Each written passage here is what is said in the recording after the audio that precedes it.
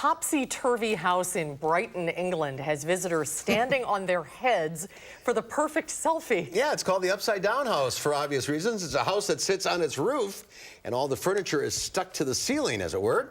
Visitors can be seen standing on the ceiling, holding up furniture, looking out the window. It is social media gold. The company now has 4 upside-down houses throughout Great Britain. All of the houses change with seasons, both inside and out, with a snowy house, inverted reindeers, colorful lights, and a different interior during the festive season. I guess that's Interesting idea. I think so too, yeah. A selfie haven, that's for sure. All right, that's our time for now. Thanks for watching. We'll see you back here again tomorrow. News 3 Now at 5 starts right now.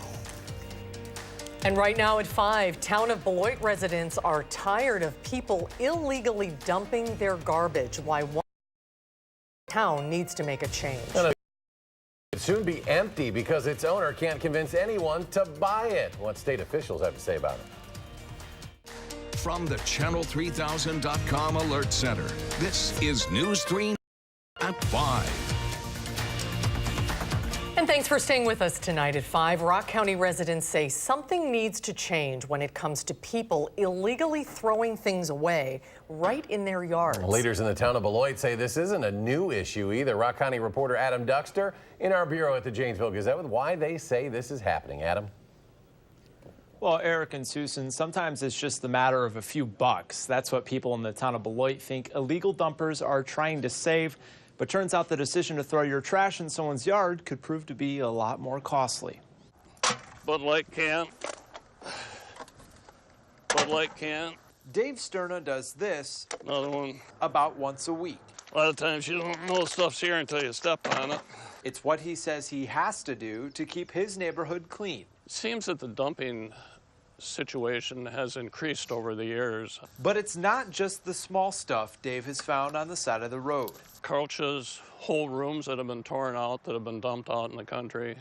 Bathroom, toilets, all the fixtures. And it's not a new issue either. Generally, it's large items, couches, furniture, TVs, things that might cost residents or other people in other communities money to dispose of. Joe Rose is in charge of public works in the town of Beloit and says this has been an issue happening for years. That could be the result of people coming in from out of town looking to save a few bucks on what they would have spent throwing it out the right way, at a dump.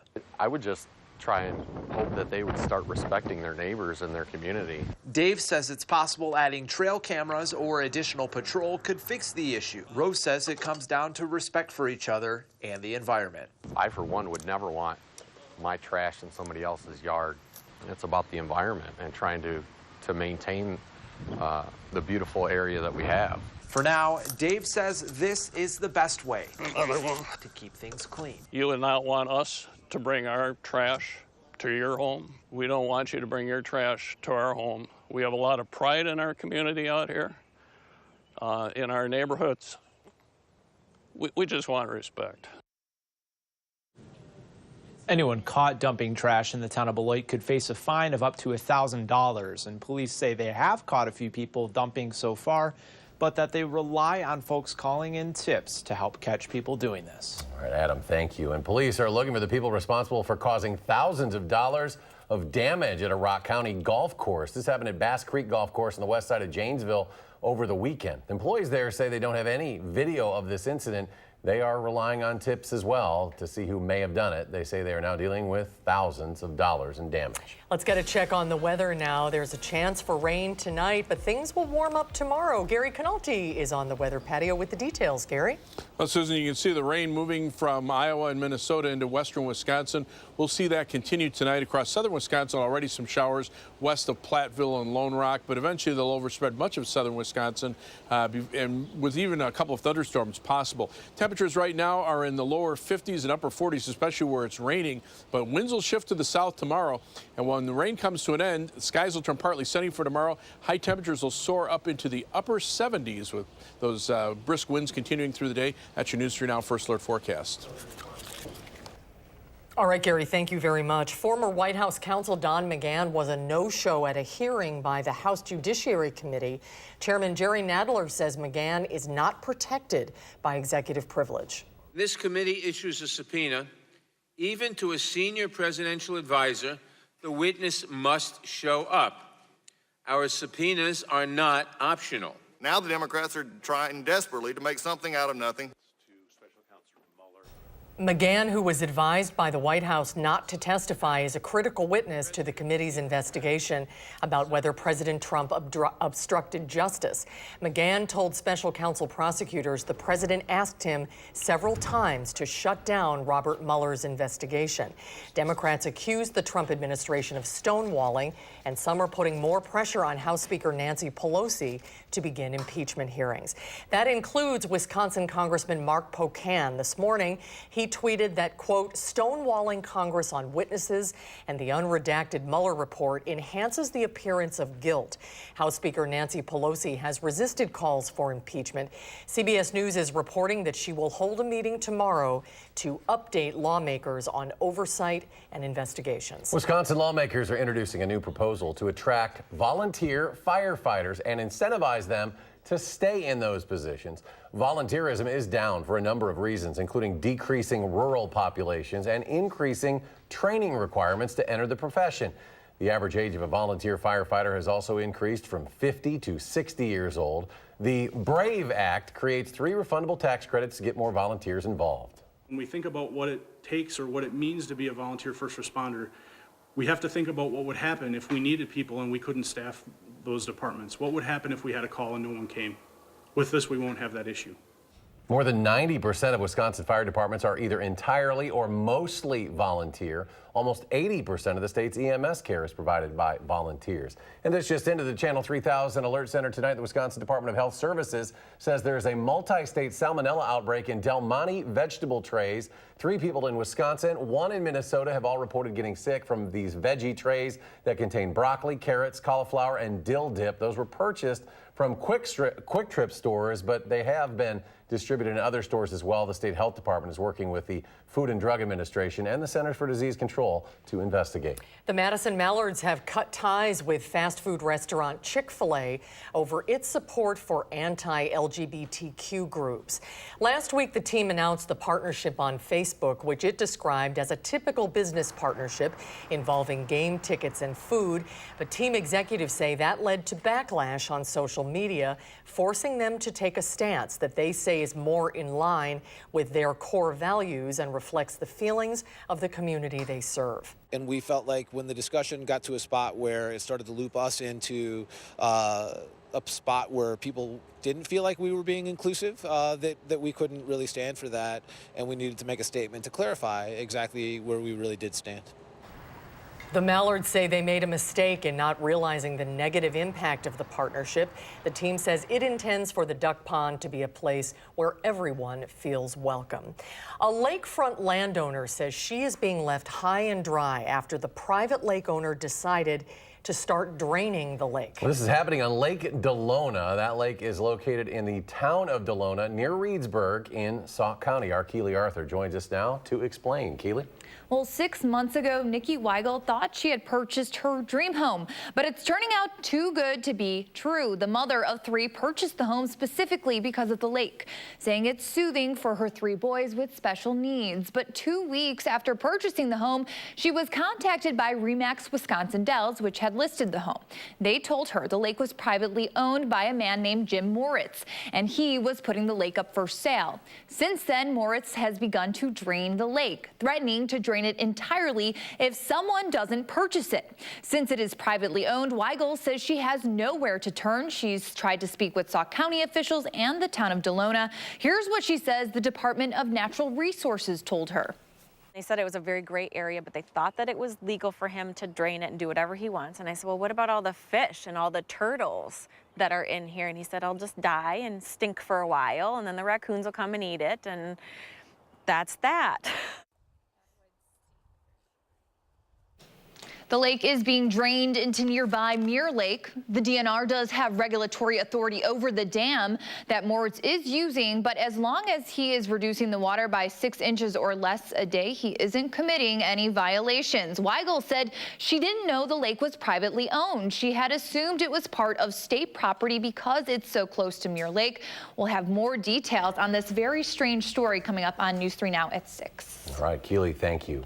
As public pools get ready to open for the Memorial Day holiday weekend, there's a warning out that a strong chemical smell could mean something is wrong. Improper chemical levels could cause illness with signs like watering eyes, burning sensation, and coughing, and life-threatening symptoms in extreme cases. You can use test strips found at local retailers that detect chlorine, bromine, and pH levels, and then let the pool operator know if they're out of the safe range. According to the Department of Ag, Trade, and Consumer Protection, rinsing off before getting into any pool can help keep pools clean. There is a new Irish festival happening this Memorial Day weekend in Iowa County. Irish Fest in the Barn will happen on Sunday at Sugarland Barn and Arena. There will be local, national, and international acts, including Madison-based quartet Rising Gale. Along with the music, you can check out food carts serving Irish classics like shepherd's pie and Reuben sandwiches. We'll have more information at channel3000.com.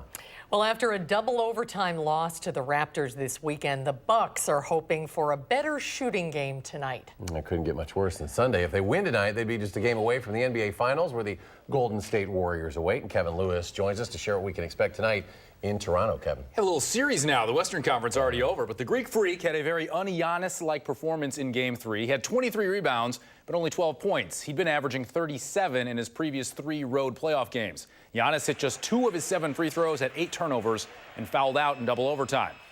The Raptors finished the regular season second best in the league in terms of record, so Giannis knows he's in a slugfest. And with the series lead cut to 2-1, the Greek Freak's going back to his Game 1 mentality.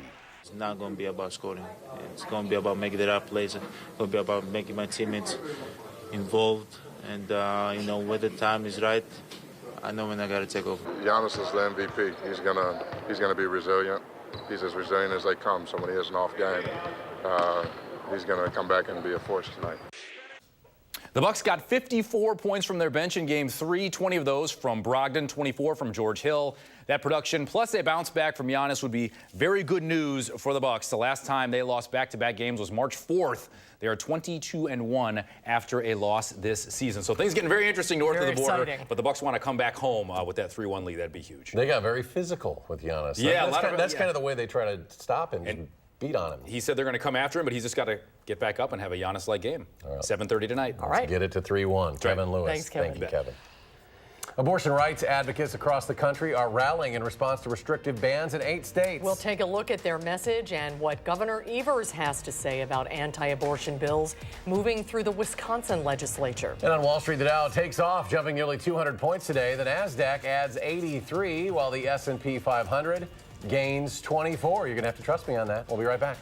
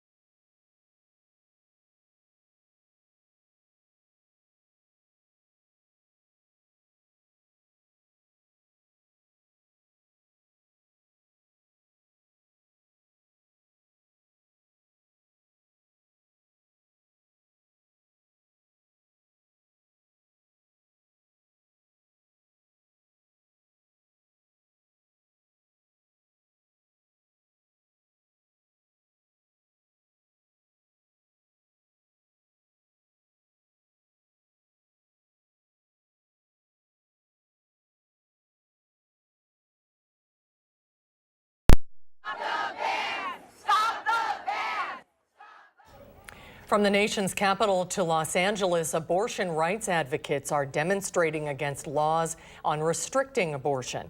8 states so far this year have passed laws limiting abortion rights. 5 states have so-called heartbeat bills that ban abortions after 6 to 8 weeks of pregnancy. Alabama's law bans all abortions unless the mother's life is threatened.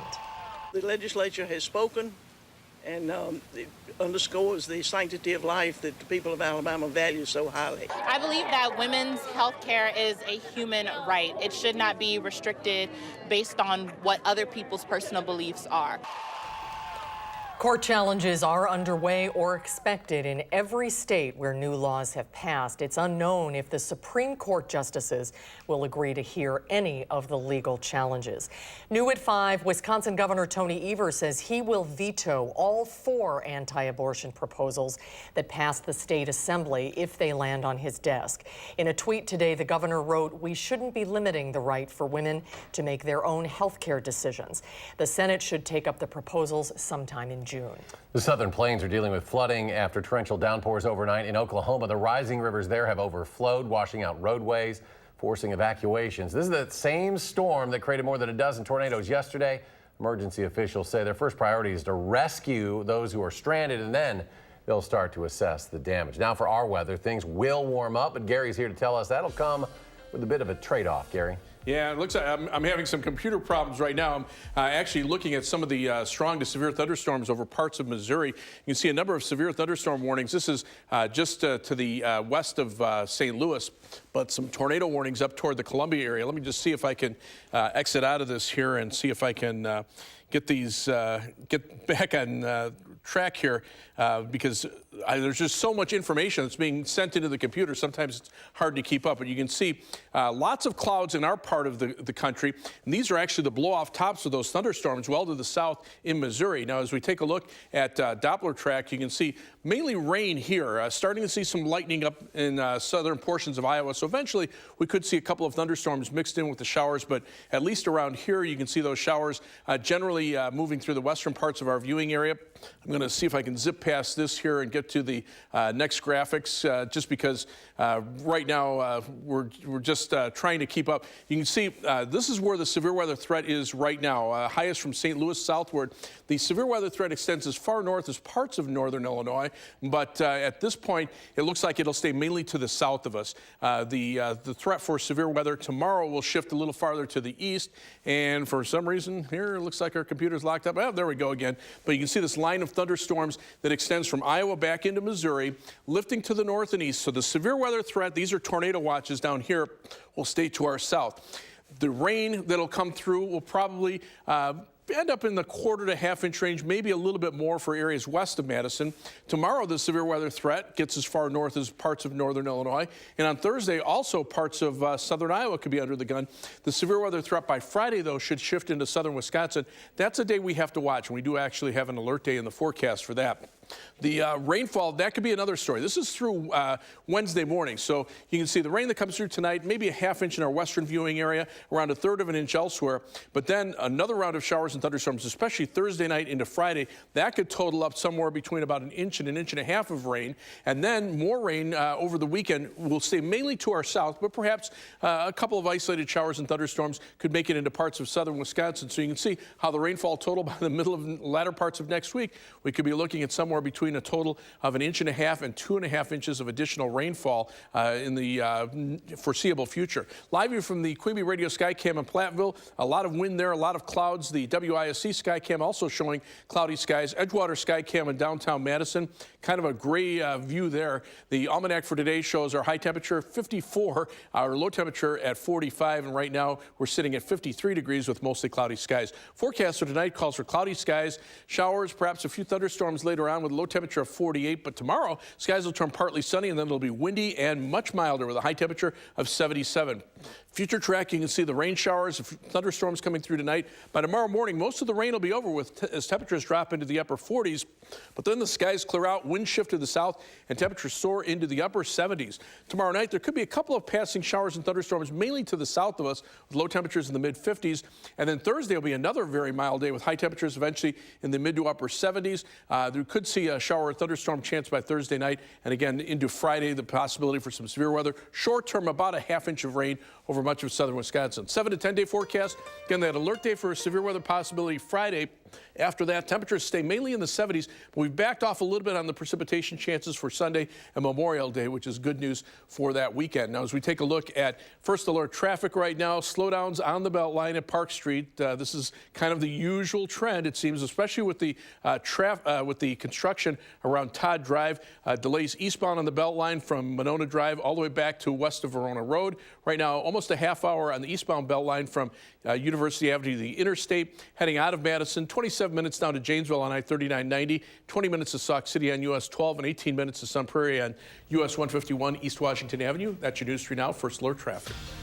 Thank you, Gary. Coming up on News 3 Now at 5, a local food pantry says their need for donations grows over the summer. We'll share how you can support their mission by becoming a hunger hero.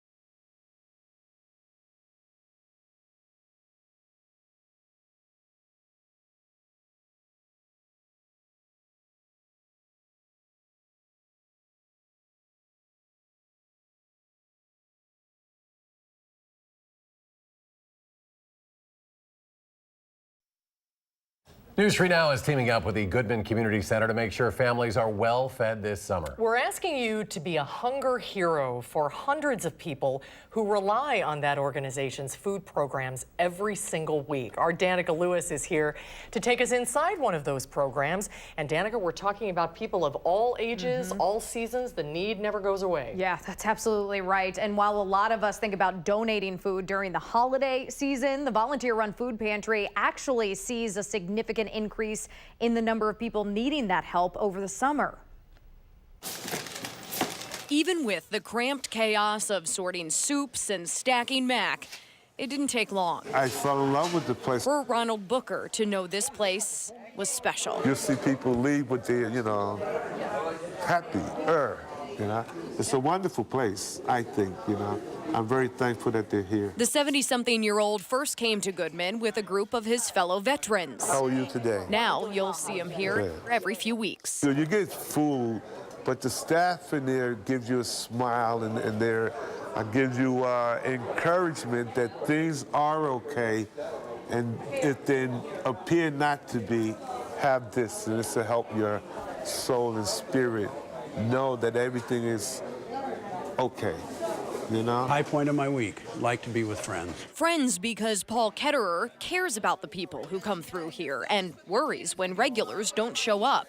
He runs the pantry, the piles of produce, pintos, and peanut butter, making sure about 150 families have the food they need every week, and dozens more during the summer months. Most of our recipients tend to come only when they need it. They're very conscious of sharing with others.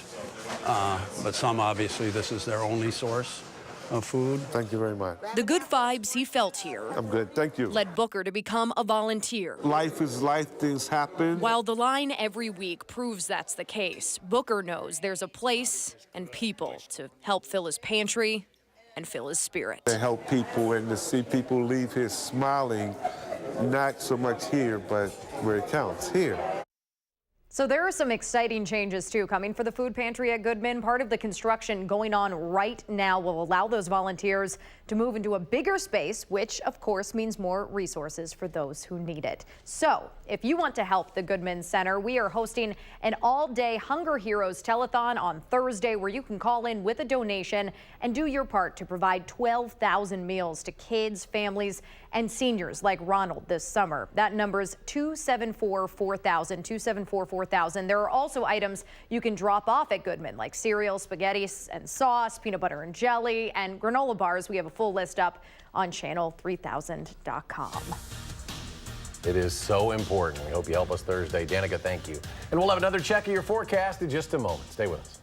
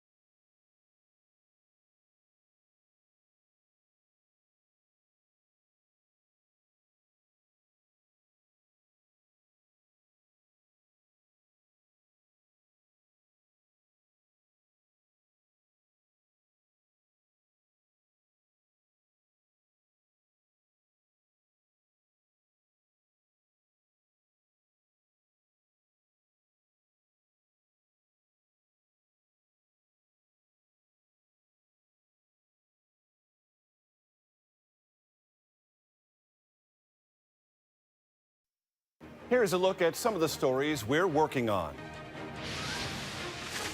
Protests today across the country against laws limiting abortion rights. Tornadoes, heavy rains, and floods pound the southern plains. And why this 99-year-old veteran of World War II is finally getting his college diploma. Tonight on the CBS Evening News.